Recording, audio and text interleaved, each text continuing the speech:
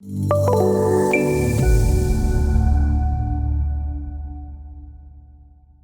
everyone. In this video, I'm going to discuss how to timecode your sequence for playback on your weekend experience.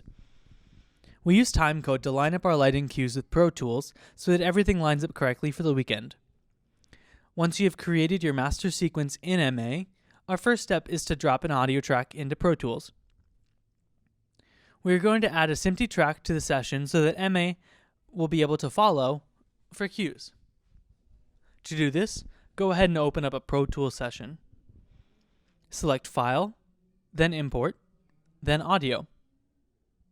You will then find your SMPTE file that you're going to drop into the session, click Add, and then select. You're going to choose a new track and the start of the session. From here, we want to assign the track to a SMPTE output so that it translates properly and doesn't play as noise to the auditorium. So under the output, we are going to then select SMPTE, and then we're going to set Pro Tools aside because we are done there. Moving back to MA, we're going to make sure our master sequence is selected by choosing Select and then our sequence. Go ahead and select the show on display 2 and then timecode on display 1. From here, we're going to choose Store and then empty timecode slot. It's easiest usually just to end up in 1, and then I'll label it with the correct naming. Under timecode settings, we want to make sure that timecode 1 is selected and then auto start is turned on. Let's go ahead and put the timecode into setup mode so that we can record our session.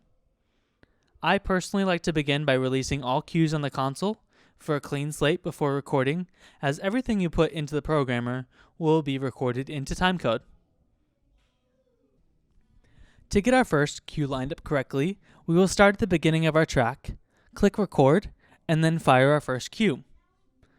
This will allow a seamless transition from doors opening to the auditorium to the start of the Pro Tools session.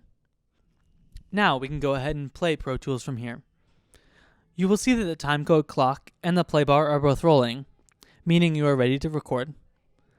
Follow along with your worship set and fire those cues in timing. Now once you've gone through and finished the entire set, stop recording and go ahead and save your file. We can now put timecode back into playback mode for weekend use. Now this works just the same if you have to pause in the middle of your session. You will pause as is. You can fire any cues manually you need in the middle of the session. And then as soon as you hit the milestone marker on Pro Tools to begin your next section of the session, it will restart from your latest cue there. And last but not least, we can look at what button options we have on the left of the screen here. The pointer will select a specific timecode cue. The plus will allow you to add timecode markers. And the minus will allow you to delete timecode markers. The arrows will allow you to move the track as well. Be cautious though, as moving and deleting tracks can be slightly finicky and may cause some slight changes in your full timecode sequence. Now that is your rundown of the timecode for what you'll need for the weekend experience.